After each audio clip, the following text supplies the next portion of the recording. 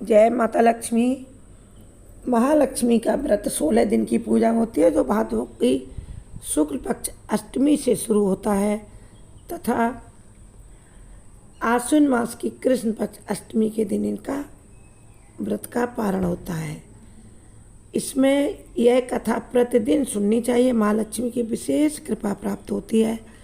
माँ लक्ष्मी प्रसन्न होती हैं और सदा उस घर में रहती हैं। महालक्ष्मी व्रत भविष्य पुराण में वर्णित कथा के पाठ के बिना अधूरा माना जाता है। माँ लक्ष्मी व्रत की संपूर्ण कथा इसमें चिल रानी की कथा सुनाई जाएगी, जो सुनना बहुत महत्वपूर्ण है। जो कोई व्रत नहीं भी करते हैं, यदि इस कथा को सुन लेते हैं तो माता लक्ष्मी प्रसन्न होती हैं। माता लक्ष्मी के सभी भक्त, हे माँ लक्ष्मी, जो कोई आपके चरणों में लाइक सब्सक्राइब समर्पित करे तथा जय लक्ष्मी कमेंट बॉक्स में लिखे, उसके घर को खुशियों से भर देना। धर्मराज युधिष्ठिर बोले, हे पुरुषोत्तम, अपने नष्ट स्थान की पुनः प्राप्ति कराने वाला पुत्र, आयु, सर्वैश्वर्य तथा मनोवांछित फलप्रद कोई एक व्रत मुझसे कहिए। महाराज युधिष्ठिर ने वासुदेव से पूछा, कृष्ण से, कि ऐसा व्रत बताइए जैसे वह बिना राज्य के भटके घूम रहे थे, राजा होते हुए भी राजा युधिष्ठिर। इसलिए उन्होंने पूछा कि कैसे हम अपनी खोई लक्ष्मी को प्राप्त करें तथा पुत्र पौत्र ऐश्वर्य देने वाले किसी एक व्रत के बारे में बताइए। तब भगवान श्री कृष्ण ने युधिष्ठिर से कहा कि सतयुग के आदि में शुरुआत में जिस समय दैत्यराज वृत्रासुर ने देवताओं के स्वर्गलोक में प्रवेश किया, उसमें इंद्र ने भी यही प्रश्न नारद मुनि से पूछा था।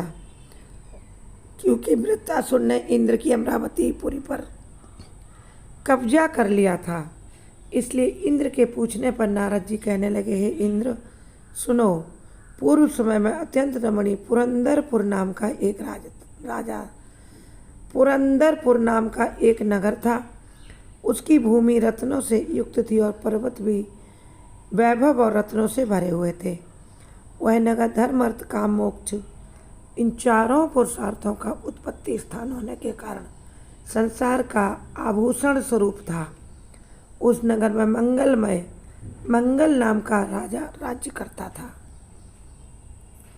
उसके महादुर्भगा चिल्ल देवी और यशस्विनी चोल देवी, ये दो रानियां थीं। एक समय राजा मंगल चोल देवी के साथ महल के शिखर पर बैठा था। वहाँ से उसकी दृष्टि समुद्र के जल से घिरे हुए एक ऐसे स्थान पर पड़ी। उस जगह को देखकर अति प्रसन्न चित्त होकर राजा ने चोल देवी से कहा, हे चंचलाक्षी, मैं तुम्हारे लिए नंदन वन को भी लजाने वाला एक सुंदर बगीचा बनवाऊंगा। राजा के वाक्य को सुनकर रानी ने कहा, हे कमल कांत, ऐसा कीजिए, ऐसा ही कीजिए। उसके अनुसार राजा ने उस स्थान पर एक बगीचा बनवा दिया। वह बाग थोड़े ही समय में अनेक वृक्ष, लता, फूल और पक्षियों से संपन्न हो गया। एक समय उस उद्यान में विकराल शरीर से युक्त मेघ तुल्य काला एक सूकर यानी सुअर आ गया। वह अपनी दाढ़ों से सूर्य चंद्र को भी खींच सकता था, इतनी उसमें शक्ति थी। गर्जना करने में वह प्रलय काल के मेघ जैसा था। उसने आकर अनेक वृक्षों को तोड़ मरोड़ दिया और कई वृक्षों की जड़ें खोद दी और उस बगीचे को चौपट कर दिया। हे युधिष्ठिर, उस सुअर ने किसी वृक्ष को जड़ से उखाड़ा, किसी को दांतों से तोड़ दिया और ऐसे बगीचा उसने तहस नहस कर दिया। बगीचा के रक्षक भयभीत होकर राजा के पास गए, सवाल कहकर सुनाया। यह बात सुनकर राजा की आँखों में क्रोध आ गया। राजा ने निजी सेना को आज्ञा दी कि शीघ्र जाकर उस सूकर को मार डालो। उसके बाद राजा भी एक मत वाले हाथी पर सवार होकर उस उद्यान की ओर चले। वह सेना अश्व समूह रूपी वस्त्र से रखी हुई पृथ्वी को हिलाती हुई रथों की तीव्र शीघ्र गति से उत्पन्न पवन से संपूर्ण सैनिकों को कपाती हुई तथा पैदल सेना के साथ राजा वहाँ पहुँचा और उसे चारों ओर से उस बगीचे को घेर लिया और उसे उच्च घोष से 10 दिशाओं को शंख बजाकर पूरित कर दिया। तब राजा बोला कि जिसके रास्ते से यह सूकर अधम निकल जाएगा तो मैं उस सिपाही का सिर शत्रु की भांति काट डालूंगा, अर्थात सूकर किसी के पास से बचकर निकल न जाए। इसलिए राजा ने ऐसी आज्ञा कर दी। राजा के वचन सुनकर सूकर जिस मार्ग में राजा खड़े थे राजा के पास से ही निकल गया और राजा कोड़े से अपने घोड़े को मारते ही रह गए। घोड़ा जगह से हिला भी नहीं और वह सूकर तक पहुंच नहीं पाए। राजा लज्जा से चंद्रवत कलंकित होकर सूअर के पीछे पीछे सिंह व्याघ्रों से युक्त घोर वन में जा निकला। राजा सूअर का पीछा करते करते वन में एक में प्रवेश कर गया। उस वन में तमाल ताल तरह तरह के वृक्ष थे, अर्जुन आदि के वृक्ष थे। वहाँ विविध लताएं थीं, झिल्लियों की झंकार से दसों दिशाएं मुखरित हो रही थीं। राजा उस घोर वन में एकाग्र मन से उस सूअर को ढूंढ रहा था। एकाएक सूकर से उसका सामना हो गया। तब राजा ने बाण से जैसे ही सूकर को घायल किया वैसे ही बाण के लगते सूकर अपने अधम शरीर को छोड़कर दिव्य गंधर्व का रूप धारण करके विमान पर बैठ गया और वह गंधर्व बोला, हे महिपाल, आपका कल्याण हो। महिपाल यानी पृथ्वी का पालक राजा, आपने मुझे सूकर योनि से मुक्त कर दिया, अतः बड़ी कृपा की। अब मेरा वृतांत सुनिए, मेरा किस्सा सुनिए, मैं सूकर क्यों बना। एक समय ब्रह्मा जी ने देवताओं से घिरे हुए बैठे जब वो थे, मैं उनको तरह तरह के स्थान में गुणों से युक्त गीत सुना रहा था। गाते गाते मैं ताल स्वर में भ्रष्ट हो गया, मतलब मेरा स्वर बिगड़ गया। इसलिए ब्रह्मा जी ने मुझे चित्ररथ गंधर्व को श्राप दे दिया। ब्रह्मा जी ने कहा, तू पृथ्वी पर सूकर होगा, जिस समय राजाओं का राजा मंगल तुझे अपने हाथों से मारेगा, उस समय तू सूकर योनि से छूटकर फिर चित्ररथ गंधर्व बन जाएगा। अतः हे महापते, मैं इस योनि में आया था, आज आपके हाथ से मरकर मैं इस योनि से मुक्त हो गया। अब मैं प्रसन्न होकर देवताओं को भी दुर्लभ एक बार आपको देता हूँ, उसे आप स्वीकार कीजिए। धर्म, अर्थ, काम तथा मोक्ष चारों पुरुषार्थों को देने वाला यह महालक्ष्मी व्रत है। इसे करके आप सार्वभौम राजा हो जाएंगे और बड़े राजा हो जाएंगे। प्रसन्न होकर आप अपनी राजधानी को चले जाइए। नारद जी कहते हैं, चित्ररथ गंधर्व राजा मंगल से ऐसा कहकर शरद काल के मेघ के समान तत्क्षण अंतर ध्यान हो गया। राजा मंगल जैसे ही चलने को हुआ वैसे ही बगल में मृगछाल लिए हुए एक ब्राह्मण बालक को देखा। राजा ने मुस्कुराकर उस बालक से कहा, हटो।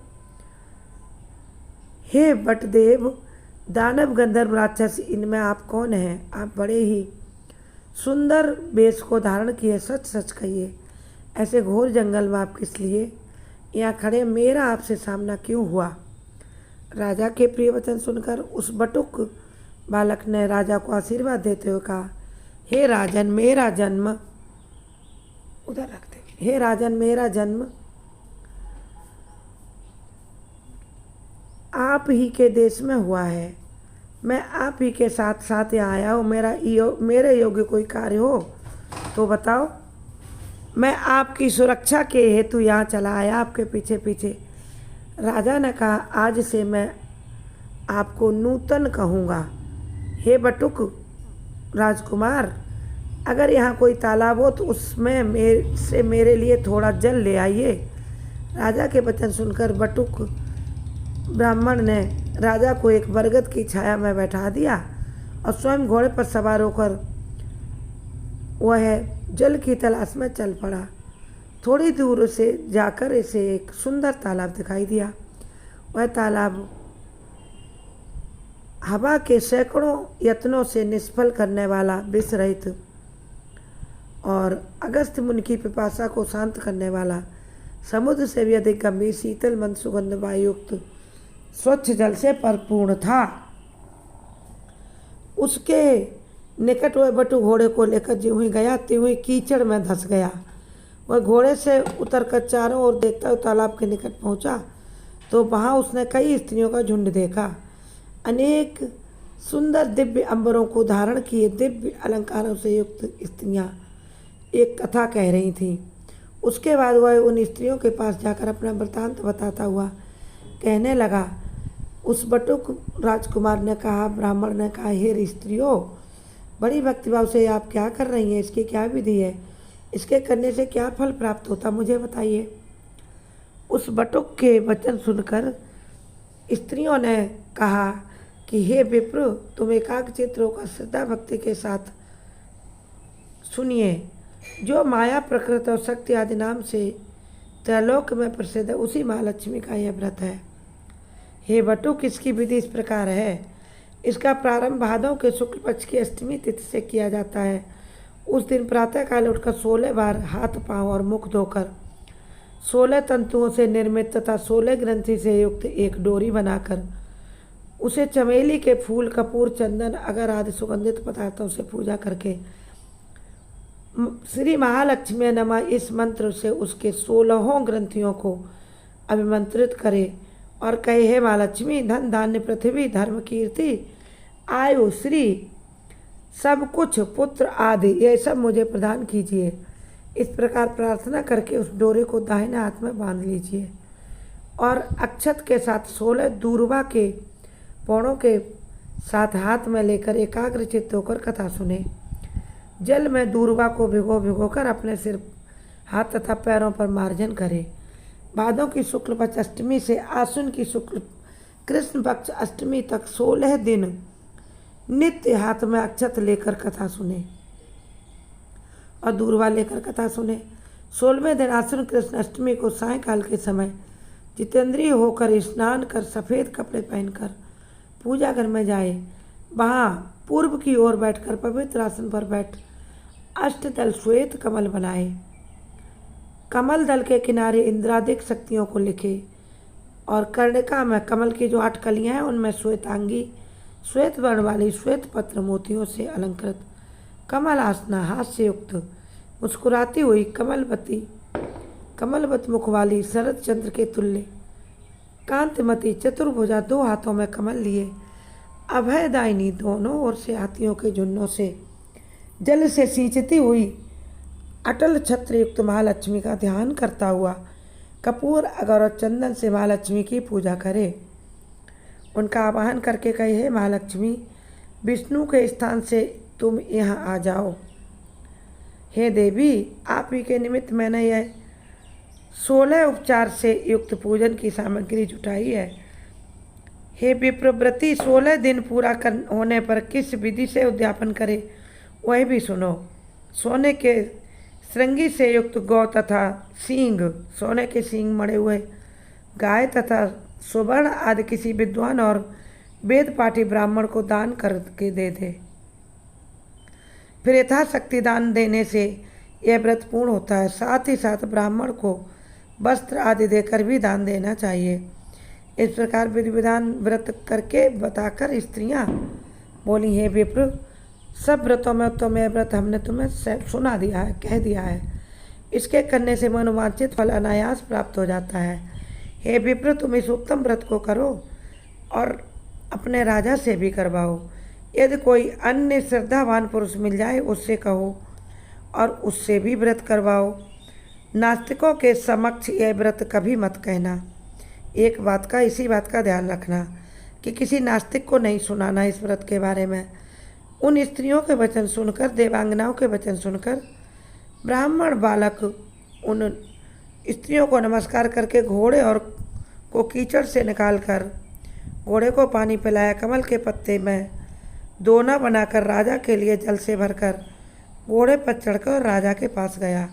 राजा को जल देकर उस व्रत का महात्म राजा से कहा और अनेक भांति की पूजा की सामग्रियां जुटाकर उसने उस व्रत को राजा से कराया, स्वयं भी उस व्रत को किया।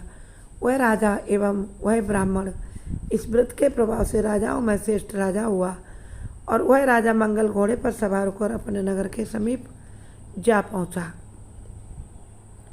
राजा को आते देखकर पूर्ववासी तुरही आदि बाजाओं को बजाकर उसका स्वागत करने लगे। उस समय वह नगर अत्यंत सुंदरता से भरा हुआ था। रास्ते में रूपवती स्त्रियां राजा के दर्शन के लिए दौड़कर उपस्थित हुईं। इनको दर्शन देते देते राजा मंगल उस ब्राह्मण के साथ, जिसका उन्होंने नूतन नाम रख दिया था, महल के निकट पहुँचे। घोड़े से उतरकर महाराज मंगल अपनी पटरानी चोल देवी के महल में गए। जाते ही रानी ने राजा के हाथ में एक डोरा बंधा देखा। इस पर रानी ने अत्यंत क्रोध करके कहा कि मालूम होता राजा शिकार के बहाने किसी दूसरी स्त्री के पास गया था। माँ लक्ष्मी व्रत का डोरा बंधा था ना 16 गांठ का, उसको देखकर चोल रानी क्रोधित हो गई। उसी के सौभाग्य के लिए राजा चोल ने हाथ में डोरा बांधा है, उसी का भेजा हुआ ब्राह्मण बालक भी मुझे देखने आया है।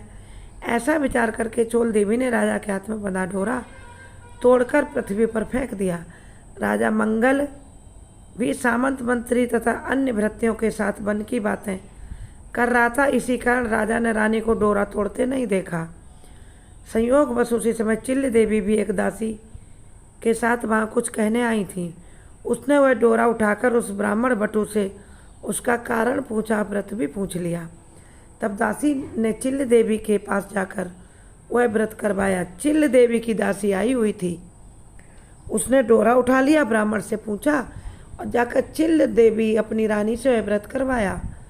वह ब्राह्मण बटू को बुलाकर विधिवत माँ लक्ष्मी का उत्तम व्रत किया उसने और कथा सुनी। 1 वर्ष बाद माँ लक्ष्मी पूजन के दिन चिल्ल देवी के महल में बाजाओं का शब्द हुआ। वह शब्द राजमहल राजा मंगल ने भी सुना। तब राजा को माँ लक्ष्मी के व्रत की याद आ गई और वह ब्राह्मण बटू से कहने लगा, अरे आज माँ लक्ष्मी की पूजा का दिन है, मेरा वह डोरा कहाँ है? वह डोरा साल भर बांधा जाता है। यह पूजन पर ब्राह्मण ने चोल देवी के द्वारा डोरा तोड़े जाने का हाल कह दिया। यह सुनकर राजा चोल देवी पर बहुत क्रोधित हो गया और कहने लगा, आज से चिल्ल देवी के ही घर में पूजा करूँगा। इसी समय राजा उस नूतन बटू को लेकर लक्ष्मी के पूजन के लिए चिल्ल देवी के घर में चला गया। उसी समय लक्ष्मी जी एक वृद्धा स्त्री का रूप धारण करके परीक्षा के लिए चोल देवी के महल में गई। चोल देवी वृद्ध रूप धारणी लक्ष्मी जी से कहने लगी, अरे दुष्टे, तू यहाँ से शीघ्र चली जा, मेरे घर में आने से तेरा क्या लाभ है? दुष्टा चोल देवी से अपमानित महालक्ष्मी चोल देवी को श्राप देती हुई कहने लगी, तूने मेरा अनादर किया है। पहले तूने राजा के उस पूजा के डोरे का अनादर किया, आज मेरा भी अनादर कर दिया है। उसके प्रतिकार के लिए मैं तुझे श्राप देती हूँ कि तू सूकर मुखी हो जा और यह मंगलपुर कोल्हापुर हो जाए। तभी से वह नगर कोल्हापुर कहलाने लगा। लक्ष्मी जी वहाँ से चलकर उसी बेस में चिल्ल देवी के घर में आई तो वहाँ पर लक्ष्मी की अनेक प्रकार से सम्मानपूर्वक पूजा हुई। पूजन के बाद लक्ष्मी जी ने वृद्धा रूप छोड़कर अपना सत्य रूप लक्ष्मी का धारण किया। तब चिल्ल देवी ने राजा के साथ बटुक के साथ उनका विधिवत पूजन किया। इस पर महादेवी ने प्रसन्न होकर चिल्ल देवी से वर मांगने के लिए कहा। श्री लक्ष्मी जी बोली, हे चिल्ल देवी, तुम्हारे पूजन से मैं अति संतुष्ट हूँ, हमसे तुम चाहे जो वर मांगो। चिल्ल देवी बोली, हे सुरेश्वरी, आपका उत्तम व्रत जो करे उसका घर जब तक सूर्य चंद्रमा है तब तक आप न त्याग है, उसके घर में सदैव रहें। आज से इस राजा की संसार में प्रसिद्धि हो, हमारे पति राजा मंगल की, और हे देवी आप में मेरी अचल भक्ति सदैव बनी रहे। जो यह कथा सद्भाव के साथ पढ़े या सुने उसको आप सदा मनोवांछित फल देना। तब लक्ष्मी जी तथास्तु कहकर वहाँ से अंतर्ध्यान हो गई। इसके बाद राजा मंगल ने भी आकर चिल्ल देवी के साथ परम भक्ति के साथ सदैव लक्ष्मी की पूजा की और हर साल उस व्रत को किया। उसी समय ईर्षावश चोल देवी भी चिल्ल देवी के महल में आई। द्वारपालन उसे आने से मना किया, फिर भी वह नहीं मानी। वहाँ की गतिविधि देखकर चोल देवी के मन में न जाने क्या आया कि वह सीधे अंगिरा ऋषि के स्थान से सुशोभित घोर जंगल में चली गई। महेश ने चोल देवी की विधिवत आकृति, बड़ी विचित्र आकृति, सूकर जैसी आकृति को देखकर ज्ञान दृष्टि से विचार करके उसके बारे में सब कुछ जान लिया और उससे भी महालक्ष्मी का व्रत करवाया। उस व्रत के करने से चोल देवी महा यशस्विनी हो गई। एक समय राजा ने शिकार खेलते हुए अंगिरा मुनि के आश्रम में आकर एक सुंदर रूप युक्त चंचल नेत्रों वाली स्त्री को देखकर उसको देखकर ऋषि से पूछा कि आपके स्थान में दिव्य रूप धारणी स्त्री कौन है। तब अंगिरा ऋषि ने चोल देवी का समस्त हाल बताकर राजा के हाथों चोल देवी को सौंप दिया। तब राजा चोल देवी के साथ अपने नगर में वापस आकर चिल्ल देवी तथा चोल देवी दोनों के साथ अनेक भोगों को भोगने लगा और दोनों रानियों के साथ हर साल महालक्ष्मी का वह बटुक ब्राह्मण के साथ भी व्रत करने लगा।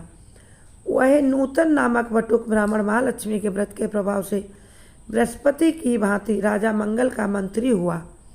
वह राजा पृथ्वी के समस्त सुखों को भोग कर अंत में आकाश में जाकर विष्णु दैवत नामक श्रवण नक्षत्र बनकर स्थित हुआ। श्रवण नक्षत्र का आज भी बड़ा आदर किया जाता है। नारद जी बोले, हे इंद्र, इन सब व्रतों में उत्तम व्रत मैंने तुम्हें कहा, जिसकी कथा मात्र सुनने से मनोवांछित फल प्राप्त हो जाता है। जैसे तीर्थों में प्रयाग, देवताओं में विष्णु, नदियों में गंगा पुनीत मानी जाती, अब तुम इस व्रत का भली भांति पूजन करो तो तुम व्रतासुर के कष्ट से जल्दी ही दूर हो जाओगे। हे इंद्र, धर्म, अर्थ, काम तथा मोक्ष को यदि तुम चाहो तो श्रद्धा युक्त होकर इस उत्तम व्रत को करो। इसके करने से महालक्ष्मी धान्य, पृथ्वी, धर्म, कीर्ति, यश, आयु सब कुछ देंगी। इंद्र ने वह व्रत किया और अपनी अमरावती को प्राप्त किया। श्री कृष्ण ने युधिष्ठिर को भी यही कथा सुनाई और यह व्रत फिर युधिष्ठिर ने भी अपने परिवार के साथ भली भांति किया और अपने राज्य को प्राप्त किया महाभारत युद्ध के बाद। तो इस प्रकार जो भी इस व्रत को करता है धन धान्य से संपूर्ण होता है। जय महालक्ष्मी, जय महालक्ष्मी।